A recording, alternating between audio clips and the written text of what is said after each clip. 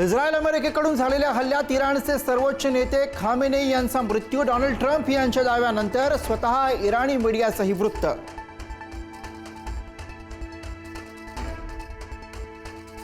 Khamenei यांच्या मृत्यूनंतर अनेक इराणी नागरिकांचा मृत्यू. तेहरानमध्ये हिजाबची बंधनं झुगारून महिलांचा जल्लोष. फ्रान्सची राजधानी पॅरिसमध्ये आयफेल टॉवर समोर आनंदोत्सव. खामेनेईंच्या मृत्यूनंतर इराणवर दुःखाचा डोंगर. खामेनेईंना श्रद्धांजली वाहण्यासाठी लाखो नागरिक रस्त्यावर, तर काही ठिकाणी नागरिकांकडून निषेध.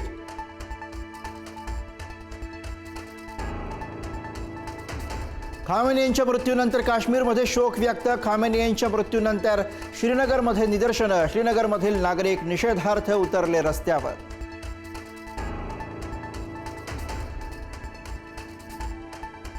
खामेनेईंच्या निधनाने पडसाद पाकिस्तानातही.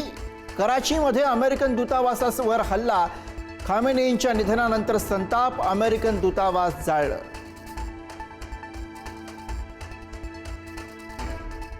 खामेनेईंच्या उत्तराधिकाऱ्याची घोषणा. खामेनेईंनंतर इराणची सर्व सूत्र त्यांच्या मुलाकडे. मुस्तफा खामेनेई इराणचे नवे सर्वोच्च नेते. डोनाल्ड ट्रम्प यांचा इराणला थेट इशारा. इराणने हल्ला केल्यास त्यांना चोख प्रत्युत्तर देऊ. कधी विचारही केला नसेल अशी ताकद इराणवर वापरू. ट्रम्प यांचा इशारा.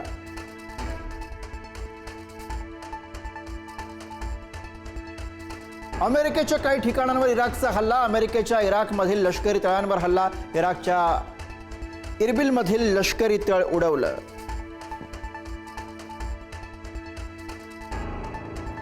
इराण इस्रायल युद्धाचा भडका दुबईपर्यंत. दुबई विमानतळावर इराणचा हल्ला. 7 स्टार हॉटेल बुर्ज अल अरबवरही हल्ल्याचा प्रयत्न. बुर्ज खलिफा पूर्णपणे बंद. इराण इस्रायल युद्धाचा भारतीय खेळाडू आणि सेलिब्रिटींना फटका. भारताची बॅडमिंटन स्टार PV सिंधू आणि अभिनेत्री सोनल चौहान दुबईत अडकली. पंतप्रधान मोदींकडे केली मदतीची विनंती.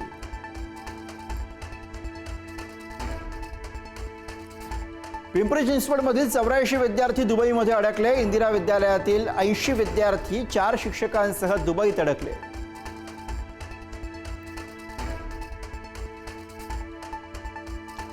परदेशात अडकलेल्या महाराष्ट्रातल्या नागरिकांसाठी महाराष्ट्र सरकारच्या सूचना.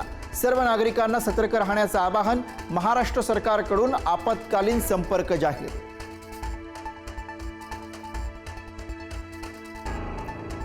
मुंबई विमानतळावरची 57 विमानं रद्द. इराण इस्रायल युद्धाचा विमानसेवेवर परिणाम. भारत सरकारच्या नागरिकांना सूचना.